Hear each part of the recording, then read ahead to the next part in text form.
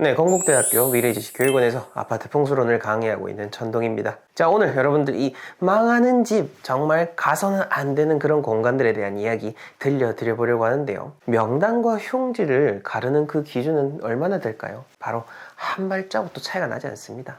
지금 제가 만약 이렇게 선을 그어버린다고 하면요, 이 선 하나를 중심으로 해서 여기는 명당, 여기는 흉지, 그렇게 되는 것이 자연의 이치고요. 우리 삶 역시나 마찬가지지 않습니까? 참 어찌 보면은 냉정하긴 합니다. 자, 그렇다면은 좋은 곳이 어딘지를 알고 적극적으로 가도록 해야 되는 거죠. 그런 내용을 바탕으로 해서 오늘의 영상이 구성이 됐으니까요, 정말로 오늘 내용도 소중한 내용들이고 귀중한 이야기들입니다. 제가 150년의 전통과 수많은 분들을 직접 컨설팅 해드리면서 여러분들이 꼭 아셔야 되는 이런 자연의 이치를 모았으니까요, 잘 들어보시고 삶에 적용하시길 바랍니다. 그리고 이런 영상뿐만 아니라 조금 더 여러분들이 진짜 스스로 그런 아파트 명당, 정말 좋은 명당을 찾고자 하는 방법을 공부하고 또 제대로 된 풍수를 알고자 하신다면은 건국대학교에서 3월부터 진행되는 아파트 풍수론 강의를 꼭 수강하셔서 여러분들의 삶의 격을 높이시고 더 풍족한 인생을 살아가시길 바랍니다.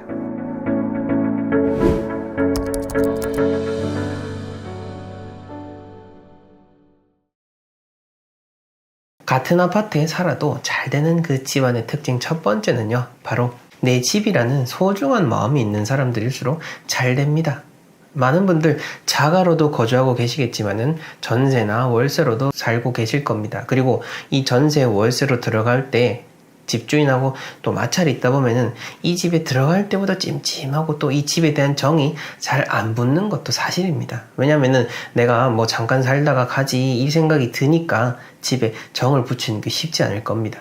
하지만 그런 마음이 생기고 그렇게 살수록 결국 손해는 여러분들입니다. 뭐 물론 여러분들에게 각박하게 대했던 그 집주인은 또 그렇게 나쁘게 했으니까 그 나름의 어떤 그 삶의 방식대로 흘러갈 것이고요. 여러분들은 일단 여러분들의 그 주거 공간을 소중하게 생각을 하고 잘 대하면 대할수록 잘 된다라는 겁니다. 여러분들 말이 2년이지 2년이라는 시간 정말로 긴 시간입니다. 우리가 2년이 뭡니까? 이틀만 밥을 못 먹어도 배가 고파지고요. 회사나 월급을 받는 분들 같으면은 2달만 돈을 못 벌어도 여러 가지 생계가 정말 위험해지고 회사의 운영이 어려워지게 되는 겁니다. 하물며 2년이라는 시간, 우리 삶에 있어서 그 2년을 가볍게 생각하고 에이 뭐 내가 자가도 아닌데 대강 살지 라고 지내면은 결국 대강 사는 삶으로 밖에는 안 된다라는 겁니다. 그 점을 여러분들이 잘 생각을 해주시면 좋겠습니다. 자, 그리고 두 번째로는요, 앞에 것과는 반대입니다. 내 집이 아니기 때문에 소중한 마음을 또 가져야 된다라는 겁니다. 앞에랑 뭐 말이 말장난 하는 건가? 라는 생각이 들 겁니다. 근데 앞에는 모든 공간이든 내가 주인된 마음으로서 잘 관리하고자 하는 게 중요하다. 그리고 두 번째는 그 모든 공간이든 내가 잠시 머물다 가는 그런 손님으로서의 그 마음가짐도 중요하다라는 거죠.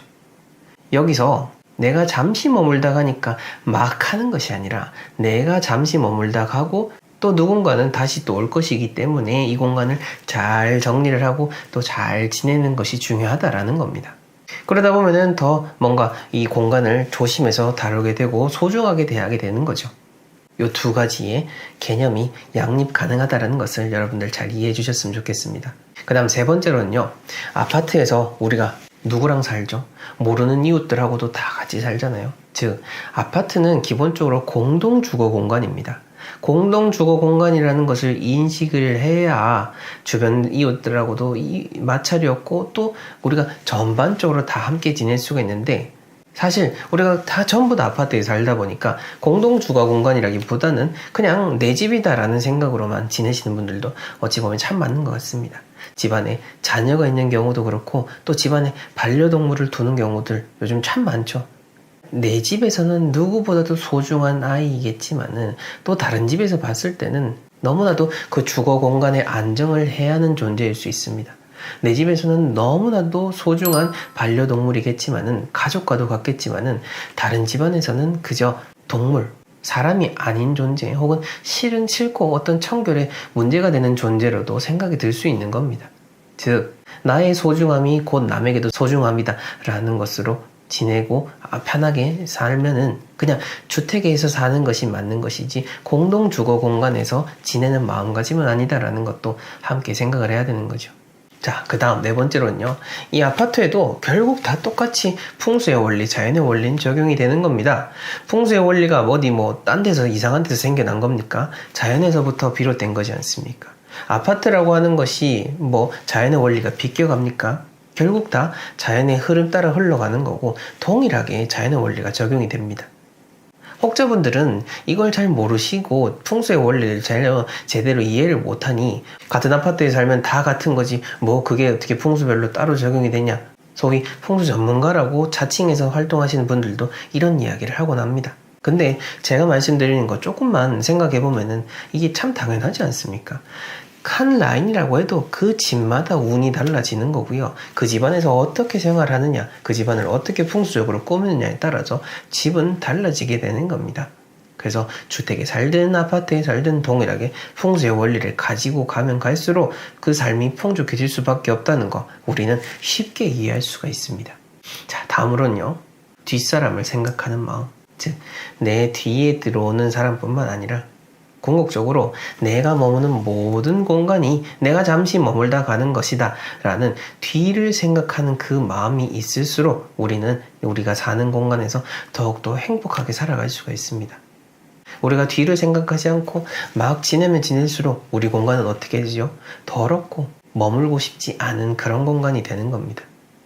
오히려 배려하고자 하는 마음, 오히려 내가 조금 불편하고자 하는 그 마음이 여러분들의 공간을 더욱더 풍족하고 행복하게 만들어주게 되고 우리가 사는 공간 전체를 다 아름답게 꾸밀 수가 있는 겁니다. 자, 우선은 이 물이라는 요소에 대해서 잘 기억을 해야 어떤 풍수적인 이해를 제대로 할 수가 있습니다. 어떤 단편적으로 좋다 나쁘다 이런 것만 여러분들이 생각을 할 게 아니라 그 이전에 본질적으로 물이라는 게 뭔지를 알아야 거기서 또 좋고 나쁨을 알 수가 있는 거니까요. 자, 우선 오늘 말씀드리고자 하는 이 물의 가장 중요한 속성은 바로 변화입니다. 물은 한지도 가만히 있는 모습이 아니죠. 설령 고여있는 저수지라고 할지라도 드나드는 그 바람에 물결이 일렁이고 보기에는 수면이 잔잔한 것 같지만 또 그 안에서는 수없이 많은 그런 동식물들이 왔다 갔다 하면서 많은 움직임들이 일어나고 있습니다. 자, 어쨌든 물이라고 하는 것은 계속해서 변화하는 기운을 만들어낸다라는 측면이 있는 거고 그렇게 계속해서 변화하다 보니 한편으로는 안정감을 주기가 어려운 거죠. 그리고 계속해서 움직이니까 가만히 있는 것보다는 어떻죠? 어떻게 보면 훨씬 더 강할 수가 있다는 겁니다.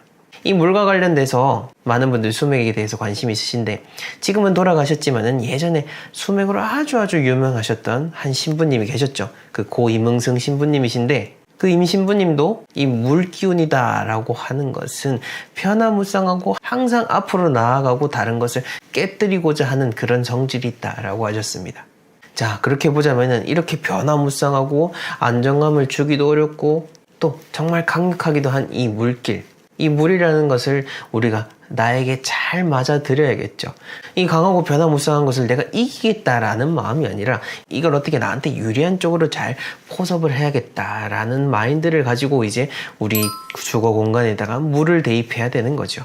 이렇게 변화무쌍하고 강력한 성질을 지닌 물이라는 요소이지만은 사람이 또 어떻게 하느냐에 따라서 이 물이 길수가 될 수 있고 그러니까 좋은 물이 될 수가 있고 흉수, 나쁜 물이 될 수가 있는 겁니다. 쉽게 생각해서 이렇게 산에서 흘러내리는 그런 깨끗한 물을 사람이 뭔가를 씻는다라든지 먹고 배설을 한다라든지 하면은 저절로 오폐수가 되는 거죠. 네, 어쨌든 이렇게 보시면 되겠고 자, 그렇다면은 아주 민감한 거죠. 제가 앞에 서두에서 얘기 드렸는데 송도 있는 아파트 그럼 다 나쁠까라고 하는 건데 앞에서 설명드린 이런 원리에 놓고 봤을 때는 이 물이라는 것이 주거지와 딱 맞닿아 버렸을 때 땅 자체를 흐물흐물하게 할 수도 있는 거고 만약 벽체에 물이 있으면은 이런 막 흔들리거나 약해질 수가 있겠죠. 자, 그렇게 봤을 때는 이런 평평한 이렇게 땅의 기운을 받을 수 있는 것보다는 약한 것은 사실입니다. 그렇지만 오해하시면 안 됩니다. 모두 다 나쁘다 이렇게 얘기 드린 건 절대 아닙니다. 어찌 보면 오늘 제가 말씀드리고 싶은 중요한 포인트이기도 합니다. 이렇게 매립지에 지은 곳은 안 좋아라는 것을 아는 분들이 많다 보니 그럼 송도는 풍수적으로 안 좋네 이렇게 생각하실 수가 있는데 이걸 무조건 일반화시킬 수는 없다라는 거죠. 그 안에서도 또 좋고 나쁨이라는 게 있을 겁니다. 또 매립지라고 해도 결국에는 이게 또 조금 더 시간이 쌓이고 땅이 더 고착화되다 보면은 기운이라고 하는 것이 이 사람의 삶보다는 훨씬 더 길게 주기를 봐야겠지만은 언젠가는 조금씩 생성이 되고 변화하게 되는 겁니다. 자, 그런 측면에서 봤을 때 무조건 다 나쁘다라고 하는 것은 절대 아니라는 점 말씀을 드리고 싶고, 바다가 보이는 아파트도 마찬가지입니다. 바닷바람을 바로 이렇게 직방으로 맞는 그런 건축물들, 그런 아파트들 같으면 당연히 현실적으로도 건물이 잘 부식이 될 수 있고 또 그 바람을 맞는다라는 측면으로서 풍수적으로 마이너스 되는 부분이 있겠죠. 하지만 그 막아주는 것이 또 잘 있고 하다 보면은 무조건 바닷가가 보이니 해로워 그렇게 보실 것도 아니라는 것을 이야기 드리고 싶고, 그 다음 이렇게 저수지가 보이는 아파트라고 했을 때 물이 있어서 평안해 보일 수가 있겠지만은 그 물이 얼마나 잘 관리되고 있는지에 따라서 그 좋고 나쁨이 있을 수가 있습니다. 그리고 제가 사례로 생각났던 그곳 같은 경우에는 물 때문에 그 아파트가 나쁜 영향을 받는 그런 입지에 있었습니다. 자, 그렇게 보자면은 이 물이라고 하는 거 변화무쌍한 성질을 지닌 만큼 그 좋고 나쁨도 참 다양한 겁니다. 그리고 그 좋고 나쁨을 가를 수 있는 가장 중요한 기준은 바로 사람이라는 거죠. 이 사람이 물을 깨끗하게 할 수도 있고 더럽게 할 수도 있는데 보통은 다 더럽게 만들고 또 대부분 이 물로 인한 그런 피해를 받도록 그렇게 살아가고 있다라는 측면을 우리가 생각을 해야 되는 겁니다. 명확하게 해운대는 나빠, 송도는 좋아 이렇게 대답을 원하시겠지만은 오히려 그런 답이야말로 아주 어리석은 답변이 아닐까라는 생각이 듭니다. 풍수라고 하는 것, 한 발자국 차이로 명당과 흉지가 갈리는 겁니다. 자, 그렇게 봤을 때 여러분들이 어떤 현명한 판단을 하시고 이 물에 대해서도 풍수적인 아주 고차원적인 이해를 높이셔서 그런 삶의 주거지에 잘 적용을 해보시길 바랍니다. 고층 아파트가 신체적으로 실제 피해가 온다는 이런 연구 사례 이런 것도 있을까요? 네. 여기에 대해서는 생각보다 오래전부터 논의가 되고 있었어요. 8, 90년대부터 해외나 국내에서도 연구가 진행이 됐었거든요. 그 연구 결과들을 보게 되면은 대표적으로 이야기를 하고 있는 것들이 주거하는 사람들의 그런 심리적인 측면, 불안증이다라고 하죠. 우리가 현실적으로도 높은 곳에 가게 되면은 그 고소공포증이다라고 하잖아요. 그런 두려움을 느끼는데, 그런 고소공포증을 느끼지 않는다라고 해도 기본적으로 이 사람이라는 존재가 높이 올라가면 올라갈수록 그런 불안감이 상승한다라는 측면으로 이야기를 하고 있고, 성인도 그러한데 특히 아이들의 그런 심리적인 측면, 그런 학습에도 고층에 거주하는 것이 영향을 미친다라고 하고 있습니다. 또 고층에서 사는 분들 밑에 저층부에 사는 사람들도 함께 그런 불안한 심리를 느낀다라고 해요. 그게 뭐냐면은 집이 이렇게 쭉 이렇게 있으니까 위에서 혹시 누가 떨어뜨리진 않을까라는 그런 불안함이 있다라는 거죠. 제가 편하게 얘기했지만은 실제로 그렇다고 합니다. 보통의 이런 20층 전후로 하는 그런 아파트에서도 간혹 그런 사고가 벌어지곤 하잖아요. 근데 이런 정말로 높은 아파트들 같은 경우에는 그게 진짜 떨어지게 되면은 바로 큰 그런 인명 피해로 가기 때문에 불안해한다라는 측면도 있고, 건강뿐만 아니라 높이 지어지는 그런 건축물 주변에 기존에 살고 있던 분들한테도 사실 불편이 간다라고 하죠.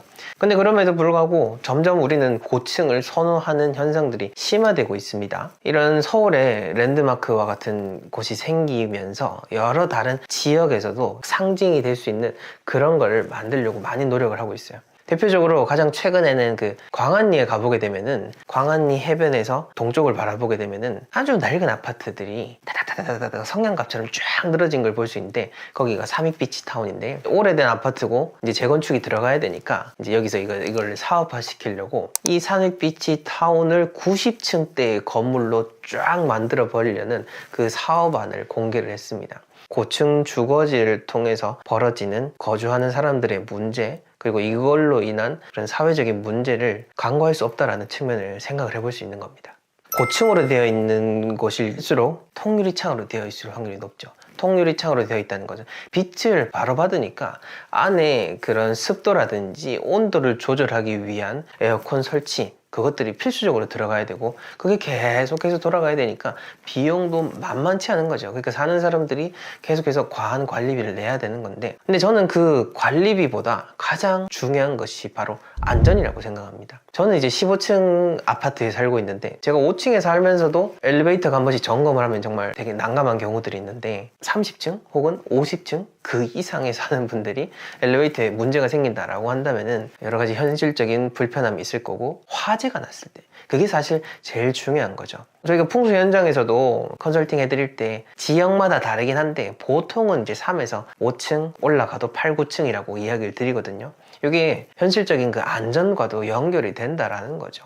이거 살면서 사고가 나겠어? 라고 하겠지만은, 근데 사고라는 게 언제 어떻게 일어날지 모른다라는 거죠. 화재도 그렇고요. 또 앞으로 여러 가지 기후적인 측면도 많이 있지 않습니까? 기후변화라는 것들이 이게 많이 일어나다 보니까 살고 계신 분들한테는 참 죄송한 말이겠지만은 위에서 그런 갇혀서 지낸다라는 측면으로도 저는 그렇게 생각이 들어요. 보통 지금 우리나라 같은 경우는 이제 30년이 지나면서부터 아파트 재건축에 대한 이야기를 하게 되는데, 고층의 커다란 건물이 노후화되게 됐을 때 일어날 수 있는 그 문제들도 생각을 또 해봐야 된다 라는 거죠. 좁은 공간에서 최대한 높이 솟아올랐기 때문에 이 재건축을 하게 된다라고 하더라도 또 그에 맞는 높은 건물을 똑같이 이렇게 지어야 그런 부동산적인 측면으로서 이점이 있을 수가 있는데, 사실 이런 건물을 하나 짓기까지는 엄청난 노력과 여러 가지 인허가라든지 사회적인 이슈 문제가 한 번에 딱 통과가 되어야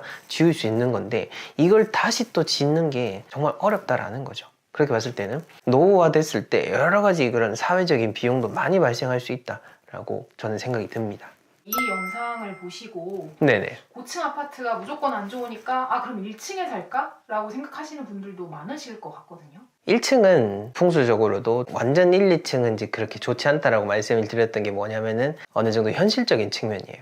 예전에는 구축 아파트들은 동이 있으면은 주차 공간이 바로 또 이어져 있잖아요. 그리고 많은 사람들이 또 왔다 갔다 하는 걸 보고 그런 보안의 측면이라든지 그런 측면으로서 1, 2층 저층부를 좋지 않다라고 얘기 드렸는데, 요즘은 주차 공간도 다 지하화되고 있고 보안도 예전보다 훨씬 더 강화가 되고 있으니까 1층에 산다고 해서 나쁜 건 아니죠. 그러니까 1층이 풍수적인 측면으로서는 당연히 훨씬 좋죠. 고층하고는 비교도 안 되게. 근데 고층에 사시는 분들은 사실 살면서 큰 문제가 없었으면 고층을 더 선호하시는 경향이 있긴 해요. 그거는 연구에서도 다 그렇게 얘기를 하고 설문하신 분들은 그런 말씀을 하시긴 합니다만은, 영상을 통해서도 말씀을 드리는 이유가 댓글을 보셔도 아시잖아요. 고층에 살아가지고 어떤 문제가 생겼다라고 하는 분들이 심심치 않게 보이게 됩니다. 또 저희가 출장 컨설팅을 나갔을 때도 그 고층을 살게 되면서부터 벌어졌던 그런 나쁜 이야기들을 하시는 분들도 참 많기 때문에 이것을 그냥 무시할 수는 없다라는 측면으로 이야기를 드리는 거죠.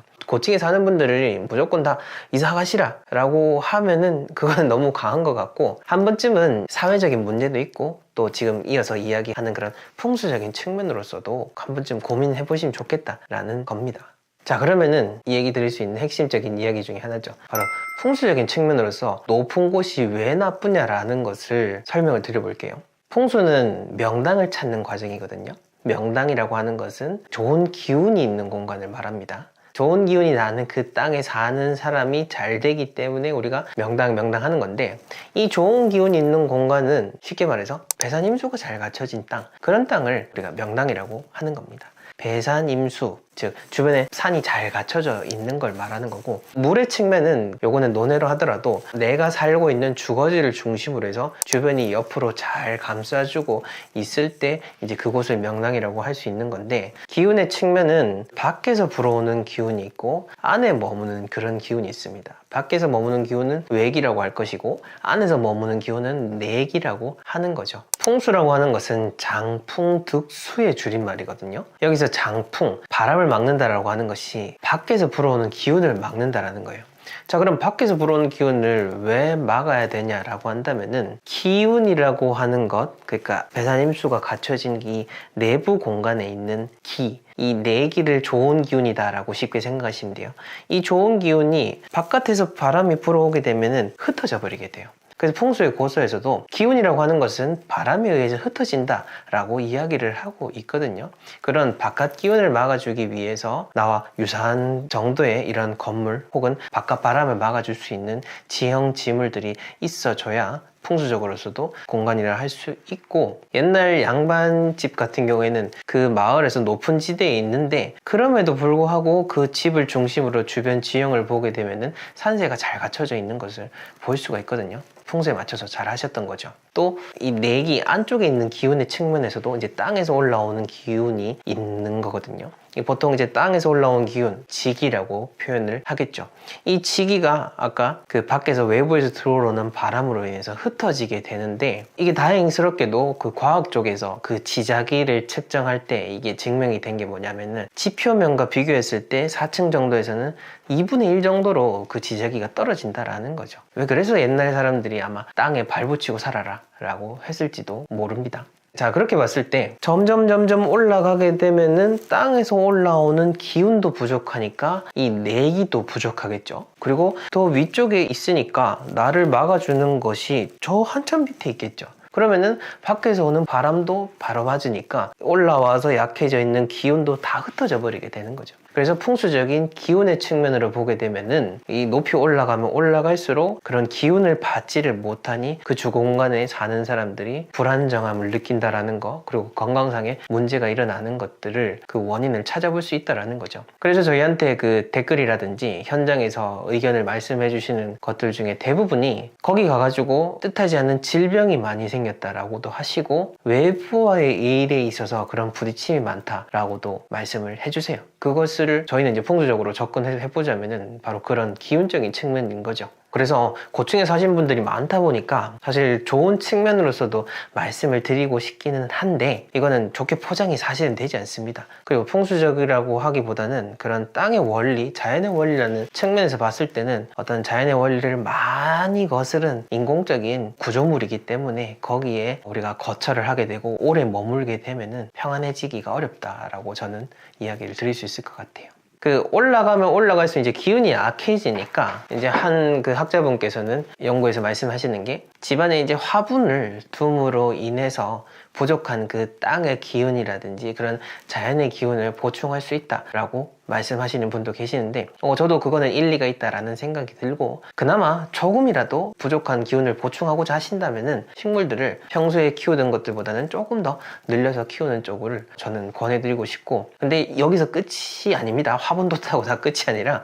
본질적으로 주거 자체에 대한 부분을 생각하셨으면 좋겠고요. 저도 사실 높은 곳에 가는 것을 좋아합니다. 물론 제가 사는 곳은 고층은 아닙니다만은 높은 곳에 갔을 때 볼 수 있는 그 경치라든지, 보통 호텔이나 그런 숙박시설에서 그 보여지는 뷰를 느낄 수가 있는데, 그런 뷰라고 하는 것은 저는 가끔씩 봐도 충분하다라고 생각이 들거든요. 높이 사시는 분들이 매일 그렇게 뷰를 누리고 살긴 하겠지만은 결국 또 위에 사는 사람들도 그냥 집안에 살다 보면은 밖에 볼 틈도 없고 그 집안에서 느껴지는 그 안정감이 가장 우선이다라는 거죠. 그렇게 봤을 때는 여러 안전, 비용, 기운, 내 미래에 대한 측면으로 보자면은 땅에 발붙이고 살아야 되는 그 자연의 원리를 항상 일원칙으로 삼고, 높은 공간에 대한 거는 예외적인 부분으로 해서 한 번씩 가서 즐기고 돌아오면은 더 좋지 않나 라는 생각이 듭니다. 아무쪼록 이걸 보신 분들께서 내가 높이 살든 아니면은 낮게 살든 간에 우리 모두 다 이런 자연의 원리에 적용을 받는 이 지구상에 살고 있는 하나의 동물로서, 인간으로서, 하나의 부분으로서 겸손의 미덕을 가지고 세상을 바라보시면은 오히려 윤택하고 편안하게 살아갈 수 있지 않나 라는 생각이 듭니다.